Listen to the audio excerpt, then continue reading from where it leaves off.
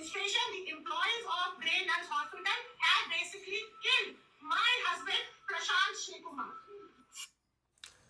So ഒരു video നിങ്ങൾ കാണാനിടയുണ്ട് ഇപ്പോൾ ഇൻസ്റ്റഗ്രാമിലും മറ്റ് പ്ലാറ്റ്ഫോംസിലെല്ലാം വളരെ വളരെ ട്രെൻഡിങ് ആയിക്കൊണ്ടിരിക്കുന്ന വീഡിയോ ആണ്. ഓക്കെ, നമുക്ക് പൂർണ്ണമായിട്ട് ആ വീഡിയോ കാണാം. അതേപോലെ തന്നെ UK-ലെയും യൂറോപ്പിലെയും കാനഡയിലെയും ഈ ഹെൽത്ത് കെയർ സിസ്റ്റം പട്ടു തോൽവിയാണെന്ന് ഒരിക്കൽ കൂടി പറയാൻ വേണ്ടിയാണ് ഈ വീഡിയോ. കാരണം കഴിഞ്ഞ ആഴ്ചകളിൽ ഞാനും ഹോസ്പിറ്റലിൽ നെഞ്ചുവേദനയായിട്ട് പോയി. ഏകദേശം 8 മണിക്കൂറിന് മേലെയാണ് ഞാനും അവിടെ വെയിറ്റ് ചെയ്തത്. ആസ് യൂഷ്വൽ ഇത് എല്ലാവർക്കും അറിയാവുന്ന കുറേ കാര്യങ്ങളാണ്. പക്ഷേ ഇനി UK-ലേക്കോ യൂറോപ്പിലേക്കോ കാനഡയിലേക്കൊക്കെ വരാൻ നിൽക്കുന്നവർക്ക് ഇതവർക്ക് മുന്നിലോട്ടിട്ട് കൊടുക്കുന്ന വരുന്നതിന് മുമ്പൊന്ന് പ്രിപ്പയർ ആവാനായിട്ട് പെട്ടെന്ന് ഒരു പല രീതിയിലുള്ള ഏജൻസികളുടെ പരസ്യങ്ങളും കാര്യങ്ങളൊക്കെ കണ്ട് വലിയ സ്വപ്ന ജീവിതം, സ്വർഗ ജീവിതം സ്വപ്നം കണ്ടു വരുന്നവർക്ക് റിയാലിറ്റിയിലേക്ക് അറിഞ്ഞ് കാല് വെക്കാൻ വേണ്ടിയുള്ളൊരു വീഡിയോ. യൂറോപ്പിലെ health care system. Come on guys, channel support here, subscribe here. Prashant Shrikumar complained of acute chest pain at 12 o'clock noon today. This is Monday, December 22nd, and he was brought to Grey Nuns Hospital by 12:15, 12:20. He was sitting in the triage from 12:20 onward till about, I would say, 8:50 on till about 8:50 in the night. He was sitting in the triage complaining of constant chest pain. His BP constantly kept on rising with the last recorded blood pressure of 210. He was taken inside. He was only prescribed Tylenol during the entire waiting time that he was outside, and he was not given help. They said that chest pain is not considered acute problem. They do not suspect a cardiac arrest. When he came inside, he was asked to sit down. He got up for fraction of second and he collapsed. He fainted, and the nurse was heard saying that I do not feel a pulse. So basically, the hospital administration, the employees of Grey Nuns Hospital have basically killed my husband, Prashant Shrikumar, by not providing him timely medical help. ഇത് ശരിക്കും പറഞ്ഞല്ലേ കൊലപാതകം എന്ന് വേണമെങ്കിൽ പറയാം. അതായത് ഈ chest pain, acute chest pain, അതൊരു സീരിയസ് ഒരു ഇതായിട്ട് കൺസിഡർ ചെയ്യുന്നില്ല എന്നാണ് പറയുന്നത് ഹോസ്പിറ്റലിൽ. എനിക്ക് അറിഞ്ഞൂടാ ഇത് എല്ലാ രാജ്യങ്ങളിലും ഇങ്ങനെയാണോ എന്ന് എനിക്ക് അറിഞ്ഞൂടാ. പക്ഷേ ഈ ഒരൊറ്റ റീസണാണ് ഈ സീരിയസ് ആയിട്ടുള്ള അക്യൂട്ട് ചെസ്റ്റ് പെയിൻ അത് പ്രോപ്പറായിട്ട് കൈകാര്യം ചെയ്യാതെ വളരെ കോൺസ്റ്റൻ്റായിട്ട് അവരുടെ BP റൈസ് ആയിട്ടും ഒന്നും അത് പ്രോപ്പറായിട്ട് ചെയ്യാതെ ട്രയാജിൽ തന്നെ വെയിറ്റ് ചെയ്യിപ്പിച്ച് കൊന്നു കളഞ്ഞു. തീർച്ചയായിട്ടും ഈ ഹോസ്പിറ്റലിന് ഉത്തരവാദിത്വമുണ്ട്. ഇത് കാനഡയിലെ എല്ലാ ഹോസ്പിറ്റലും ഇത് തന്നെയാണോ അവസ്ഥ എന്നെനിക്ക് അറിഞ്ഞൂടാ. അവിടെ എല്ലാവരും ഈ ചെസ്റ്റ് പെയിൻ ഇതൊരു സീരിയസ് ആയിട്ടുള്ളൊരു എന്താ പറയുക കേസായിട്ട് എടുക്കാത്തതാണോ എന്നെനിക്ക് അറിഞ്ഞൂടാ. കാനഡയിലുള്ളവർ തന്നെ അത് മറുപടി തരേണ്ടതായിട്ടാണ്. അങ്ങനെയാണെന്നുണ്ടെങ്കിൽ വേസ്റ്റാണ് നമ്മൾ ഈ കൺട്രിയിൽ ടാക്സും ഈ പറഞ്ഞ ഹെൽത്ത് കെയറിനുൾപ്പെടെ എല്ലാവരും. ഞാൻ കഴിഞ്ഞ ദിവസം ഒരു മലയാളിയുടെ വീഡിയോ കണ്ടു, ഹെൽത്ത് കെയറിനുൾപ്പെടെ ഉള്ളതാണ് ഈ ടാക്സ് ഒക്കെ എടുക്കുന്നത് എന്നുള്ളത്. അങ്ങനെയാണെങ്കിൽ വെറും ഈ എന്താ പറയുക ഡെവലപ്ഡ് കൺട്രി എന്നുള്ളത് വെറും തട്ടിപ്പായിട്ടുള്ളൊരു കാര്യമാണ്. കാരണം അവിടെയുള്ള സിറ്റിസൺസിന് പ്രോപ്പറായിട്ടുള്ളൊരു മെഡിക്കേഷൻ ഇല്ലെങ്കിൽ ഒരു മെഡിക്കൽ ഹെൽപ്പ് അവിടെ കൊടുക്കുന്നില്ലെങ്കിൽ വേസ്റ്റാണ് അതിനകത്ത്. ഓക്കെ, തിരിച്ച് നമുക്ക് വരാം UK-യുടെ കേസിൽ.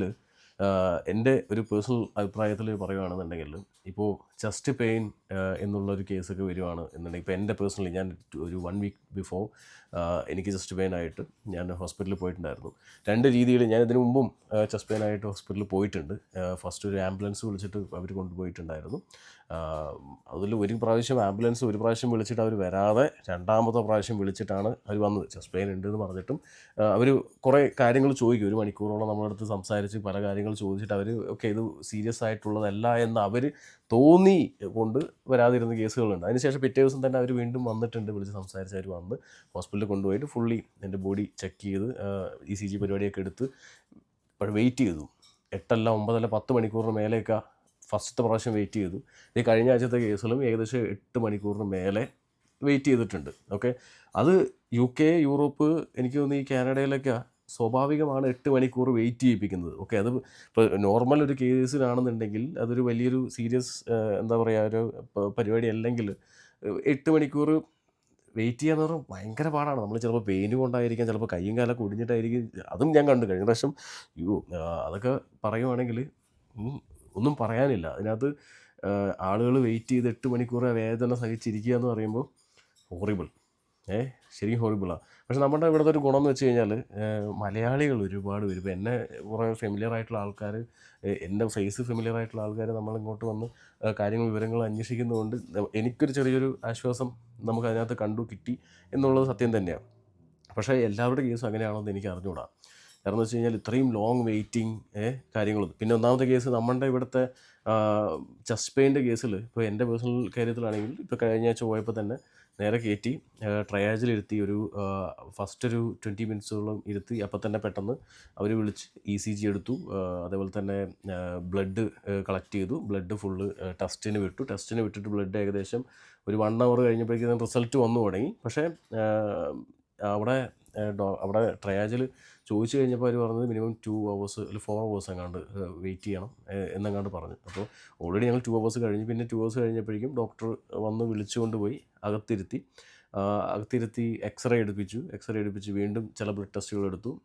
എല്ലാം കൂടി ഞാൻ പറഞ്ഞ പോലെ ഒരു 8 hours അടുത്തേക്ക് ആയിട്ടുണ്ട് എന്നുള്ളതാണ്. അതിൽ മെയിൻ കാര്യം എനിക്ക് മനസ്സിലായത്, ഇപ്പോൾ നമ്മുടെ ഈ എന്താ പറയുക ECG എടുത്തപ്പോൾ തന്നെ അതിനകത്ത് വേരിയേഷൻസോ പരിപാടികളൊന്നും അവർക്ക് കിട്ടാത്തത് കൊണ്ടായിരിക്കാം നമ്മളെ 8 മണിക്കൂർ വെയിറ്റ് ചെയ്യിപ്പിച്ചു. പിന്നെ എനിക്കിവിടെയൊക്കെ അറിയാൻ ഇല്ലെങ്കിൽ പലരും പറഞ്ഞതനുസരിച്ചിട്ട് ഇപ്പോൾ എന്തെങ്കിലും ECGയിൽ വേരിയേഷൻസ് ഉണ്ട്, ഇച്ചിരി സിവിയർ ആണെന്നുണ്ടെങ്കിൽ ഇമ്മീഡിയറ്റ് ട്രീറ്റ്മെൻറ്റ് കിട്ടുമെന്ന് ഞാൻ പറഞ്ഞു കേട്ടിട്ടുണ്ട് നമ്മുടെ UK-ൽ. പക്ഷേ അതെല്ലാ കേസിലും ഉള്ളതാണോ?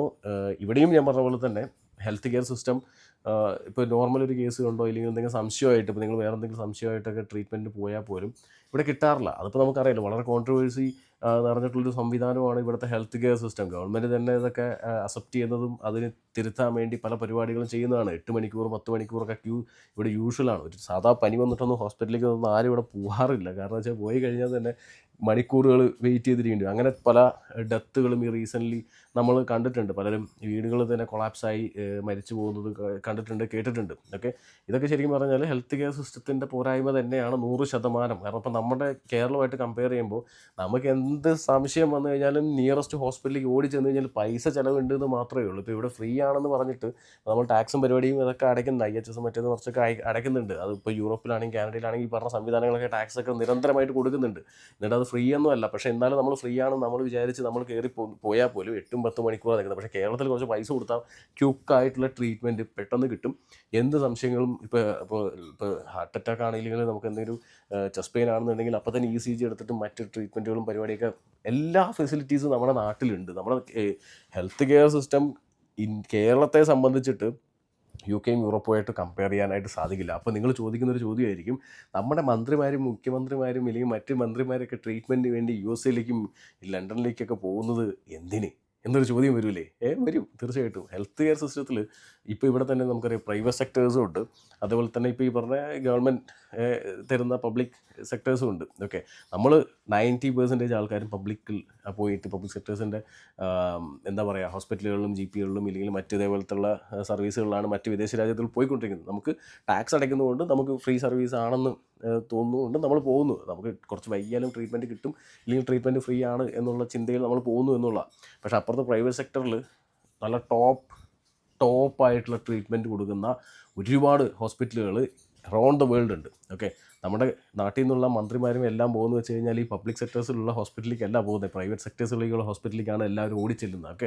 അപ്പോൾ അവിടെ നല്ല എഫക്റ്റീവായിട്ടുള്ള നല്ല അടിപൊളി ട്രീറ്റ്മെൻറ്റ്, ഇപ്പോൾ ഇൻക്ലൂഡിങ് ക്യാൻസർ തൊട്ട് പലത്തിനും നല്ല എന്താ പറയുക അഡ്വാൻസ്ഡ് ആയിട്ടുള്ള ട്രീറ്റ്മെൻറ്റുകൾ ഈ പറഞ്ഞ കൺട്രീസിൽ നമുക്ക് പൈസ ഉള്ളവർക്ക് കിട്ടും. നിങ്ങൾക്ക് പൈസ ഉണ്ടെങ്കിൽ തീർച്ചയായിട്ടും പ്രൈവറ്റ് സെക്ടറിൽ പോകാം. ഇപ്പോൾ UK-യിലാണെങ്കിലും കാനഡയിലാണെങ്കിലും ഓസ്ട്രേലിയയിലാണെങ്കിൽ പോവാം. പെട്ടെന്ന് തന്നെ ട്രീറ്റ്മെൻറ്റ് ക്യുക്കായിട്ടുള്ള സർവീസ് കാര്യങ്ങളുണ്ട്. പക്ഷേ ബില്ല് അതേപോലെ തന്നെ 10-20 ലക്ഷം രൂപ 30 ലക്ഷം രൂപ അടിച്ച് കൈത്തരും അതിനകത്തേക്ക്. അപ്പോൾ അതുകൊണ്ട് നമ്മൾ സാധാരണക്കാർ ഒരിക്കലും അത് ഓപ്റ്റ് ചെയ്യാൻ പോകുന്നില്ല. ഇപ്പം നാട്ടിൽ നിന്ന് ആൾക്കാർ പോകുന്നത് എന്തിന് എന്ന് ചോദിക്കുന്നതിന് ഉത്തരവാണ് കിട്ടുന്നത്. ഇപ്പോൾ നല്ല എക്സ്പെൻസീവ് ട്രീറ്റ്മെൻറ്റ് ഉണ്ട്, അതിന് വേണ്ടിയിട്ടാണ് അവർ പോകുന്നത്. ഇപ്പം സാധാരണക്കാരെ സംബന്ധിച്ചിട്ടെന്ന് വെച്ച് കഴിഞ്ഞാൽ അതൊന്നും പോസിബിൾ ആയിട്ടുള്ള കാര്യമല്ല. ഇതൊക്കെ തന്നെ വെയിറ്റ് ചെയ്ത് ക്യൂ നിന്ന് ട്രീറ്റ്മെൻറ്റ് എടുക്കുക എന്നുള്ളൊരു ഓപ്ഷൻ മാത്രമേ ഉള്ളൂ. സോ അതുകൊണ്ട് തന്നെ ഇപ്പോൾ ഈ പറഞ്ഞ സുഹൃത്ത് ഇപ്പോൾ 8 മണിക്കൂർ ട്രയാജിൽ വെയിറ്റ് ചെയ്ത് കൊളാപ്സായി ഹാർട്ട് അറ്റാക്ക് വന്നാണ് മരിച്ചിരിക്കുന്നത്. അതായത് നെഞ്ചുവേദന ഇല്ലെങ്കിൽ ഒരു ഹാർട്ട് ഇല്ലെങ്കിൽ ഈ പറഞ്ഞ കാർഡിയക് സംബന്ധമായിട്ടൊരു പ്രശ്നം ഇനീഷ്യൽ സ്റ്റേജിൽ ഇവർക്ക് ഡിറ്റക്ട് ചെയ്യാനായിട്ട് സാധിക്കുന്നില്ല. ചിലപ്പോൾ ECG പരിപാടിയൊക്കെ എടുത്തിട്ട് ചിലപ്പോൾ അങ്ങനെ വിട്ടിട്ടുണ്ടാവും. അതിനുശേഷം വീണ്ടും ഡെവലപ്പ് ആയിട്ടുണ്ടാവും, പ്രോപ്പറായിട്ടുള്ള ചെക്ക് ചെയ്തിട്ടുണ്ടാവില്ല. ഫ്ലോപ്പാണ് മെഡിക്കൽ സിസ്റ്റം. ഈ യൂറോപ്യൻ കൺട്രി, വെസ്റ്റേൺ കൺട്രീസിലെല്ലാം ഫ്ലോപ്പാണ്. പൈസ ഉണ്ടെങ്കിൽ പ്രൈവറ്റ് സെക്ടറിൽ പോയി ട്രീറ്റ് ചെയ്യാം. അതിനെക്കാട്ടി ബെറ്റർ അവിടെ ചിലവാക്കുന്നതിനെക്കാട്ടി ലക്ഷങ്ങളാണ് അവിടെ ചിലവാകുന്നത്. അതിനെക്കാട്ടി ബെറ്റർ നാട്ടിലേക്ക് എന്തെങ്കിലും സാഹചര്യം ഉണ്ടെങ്കിൽ ടിക്കറ്റ് എടുക്കുക, ചട്ടപ്പട്ടാന്ന് കയറി വരിക, പ്രൈവറ്റ് സെക്ടറിൽ പോകുന്നതിനെക്കാട്ടി നല്ലത് നാട്ടിൽ വന്ന് നമ്മുടെ കേരളത്തിൽ ട്രീറ്റ്മെൻറ്റ് എടുക്കുന്നതാണ് ഏറ്റവും നല്ലത്. പിന്നെ ഇവിടെ ഒരുപാട് പേരുണ്ട് പല സംശയങ്ങളായിട്ട്, ചില ബോഡിയിൽ വരുന്ന മാറ്റങ്ങളും ഈ ക്യാൻസറിൻ്റെ സ്റ്റാർട്ടിങ് ആണെന്നൊക്കെ അറിയാതെയും അത് ചെക്ക് ചെയ്യാൻ പറ്റാതെയൊക്കെ ഇരിക്കുന്ന ഒരുപാട് ആളുകൾ ഇവിടെ ഉണ്ട്. ഐ തിങ്ക് നിങ്ങളതൊന്ന് വെച്ച് ട്രീറ്റ്മെൻറ്റ് ഇപ്പോൾ കിട്ടും ഇല്ലെങ്കിൽ അടുത്ത മാസം കിട്ടും എന്നൊക്കെ വിചാരിച്ചിരുന്ന് ടൈം നിങ്ങൾ ഒരിക്കലും വേസ്റ്റ് ആക്കരുത്. ഇമ്മീഡിയറ്റ് ആയിട്ട് നാട്ടിലേക്ക് പോവുക, നാട്ടിൽ പോയി ട്രീറ്റ്മെൻറ്റ് എടുക്കുക. അല്ലെങ്കിൽ ഓൺലൈൻ കൺസൾട്ടേഷൻസ്, പല വലിയ നമ്മുടെ ഹോസ്പിറ്റലുകളിൽ ഓൺലൈൻ കൺസൾട്ടേഷൻസ് ഉണ്ട്. അവരുമായിട്ട് ഫസ്റ്റ് കൺസൾട്ട് ചെയ്ത് പറ്റുവാണെങ്കിൽ ക്വിക്കായിട്ട് നാട്ടിൽ പോകാനായിട്ട് നോക്കുക. ചെസ്റ്റ് പെയിൻ ആവട്ടെ, എന്ത് പെയിൻ ആവട്ടെ, പല കാര്യങ്ങൾക്കും ഇവിടെ അറിയാമല്ലോ. അപ്പോൾ എനിക്ക് തന്നെ, ഞാനിപ്പോൾ NHSൻ്റെ എന്താ പറയുക, ഒരു സ്ഥിരം എന്താ പറയുക, ഒരു റിസർച്ച് മെറ്റീരിയലാണ്. കാരണം എൻ്റെ ഹാർട്ടിൽ ശരിക്കും പറഞ്ഞാൽ നമുക്ക് 2 ആർട്ടറി പരിപാടി കാര്യങ്ങളൊക്കെ ഉണ്ടല്ലോ. അതിനകത്ത് ഒരെണ്ണം എനിക്കില്ല. അത് ഞാൻ കൂടുതലൂടെ സംസാരിക്കുന്നില്ല, അത് പേഴ്സണൽ മാറ്റർ അവിടെ ഇരിക്കട്ടെ. അപ്പോൾ ഗവൺമെൻറ് നമ്മളെ പല കാര്യങ്ങളും ഇങ്ങനെ സ്കാനിങ്ങും പരിപാടികളും ഒക്കെ വിളിച്ചുകൊണ്ട് പോകുന്നുണ്ട്. നമ്മൾ ഒരുപാട് സ്കാനിങ് പരിപാടിയൊക്കെ നടക്കുന്നുണ്ട് അതിനകത്തേക്ക്. പക്ഷേ സ്കാനിങ് കിട്ടാനുള്ള ടൈം എന്ന് വെച്ചാൽ 3 മാസമാണ് കേട്ടോ. അവർ തന്നെ ബുക്ക് ചെയ്യും 3 മാസം മുമ്പ്. പിന്നെ എനിക്ക് വലിയ ഇമ്പോർട്ടൻസ് ഇല്ലാത്തതുകൊണ്ട് ഞാൻ വലിയ സീരിയസ് ആയിട്ട് എടുക്കാറില്ല. അപ്പോൾ അവരൊരു 3 മാസം കൂടുമ്പോൾ അങ്ങനെ സ്റ്റിൽ സ്കാനിങ്ങിന് വിളിച്ച് MRI, ഡീപ്പ് കാർഡിയക് സ്കാനിങ് പരിപാടി കാര്യങ്ങളൊക്കെ ചെയ്ത് ഇങ്ങനെ പോകുന്നുണ്ട്. അപ്പോൾ ഇവിടെ സ്കാനിങ് കിട്ടാതെ തന്നെ 3-4 മാസമൊക്കെ ടൈം പിടിക്കും റിപ്പോർട്ട് കിട്ടാനൊക്കെ. ഒരു കാരണവശാലും ഹെൽത്തിൻ്റെ കേസിൽ ഒരു കോംപ്രമൈസും പാടില്ല. കാരണം എന്ന് വെച്ച് കഴിഞ്ഞാൽ നമ്മളിവിടെ വന്നിരിക്കുന്നത് നല്ല രീതിയിൽ ജീവിക്കാനാണ്. അതിന് ഹെൽത്ത് ഇമ്പോർട്ടൻ്റ് ആണ്, അത് മുഖ്യം. സോ അതിൽ ഫോക്കസ് ചെയ്യുക. എന്തെങ്കിലും സംശയം ഉണ്ടെങ്കിൽ ടിക്കറ്റ് എടുക്കുക, നേരെ വെച്ച് പിടിക്കുക, നാട്ടിലേക്ക് ബെസ്റ്റ് ട്രീറ്റ്മെൻറ്റ് നാട്ടിൽ കിട്ടും. അപ്പോൾ ഇവിടുത്തെ ഹെൽത്ത് കെയർ സിസ്റ്റം പൊക്ക ഉടായ്പാണെന്ന് പറയുന്നതിൽ എനിക്കൊരു മടിയുമില്ല, ഞാൻ പറയും. കാരണം വെച്ചാൽ ഇപ്പോൾ യൂറോപ്പിലും UK യിലും ഇല്ലെങ്കിൽ കാനഡയിലും ഓസ്ട്രേലിയയിലൊക്കെ നിങ്ങൾ വലിയ സ്വപ്നങ്ങൾ, നാട്ടിലുള്ള പരസ്യങ്ങളൊക്കെ കണ്ട് ഇല്ലെങ്കിൽ ആളുകളുടെ ജീവിതമൊക്കെ ലൈഫ് സ്റ്റൈലൊക്കെ കണ്ട് അടിച്ചു പൊളിക്കുന്നത് കണ്ടിട്ട് ഇതൊന്നും അങ്ങനെയല്ല. ഒരു വശമാണത്, ഒരു വശം. ആ വശത്തിൻ്റെ അപ്പുറത്ത് മറ്റൊരു വശമുണ്ട്, ഇതേപോലുള്ള ഡാർക്ക് സൈഡ്. ഈ ഡാർക്ക് സൈഡാണ് നിങ്ങൾ മുന്നിലോട്ട് പറഞ്ഞിരിക്കുന്നത്. ഇപ്പോൾ ഈ ഒരു ആൾ മരിച്ചു, നാളെ നമുക്ക് ആർക്കും ഈ ഒരു പരിപാടി വരാതിരിക്കട്ടെ. എന്തെങ്കിലും സംശയം ഉണ്ടെങ്കിൽ വണ്ടി എടുത്ത് വിടുക, പെട്ടെന്ന് എമർജൻസി ട്രീറ്റ്മെൻറ്റ് എന്തെങ്കിലും കിട്ടുവാണെങ്കിൽ എടുക്കുക, നേരെ വണ്ടി എടുത്ത് നാട്ടിലേക്ക്. ഓക്കെ, ഇത്രേ പറയാനുള്ളൂ. മറച്ചു വെക്കേണ്ട കാര്യമില്ലാത്തതുകൊണ്ട് പറയുന്നു. കാണാം, ബൈ.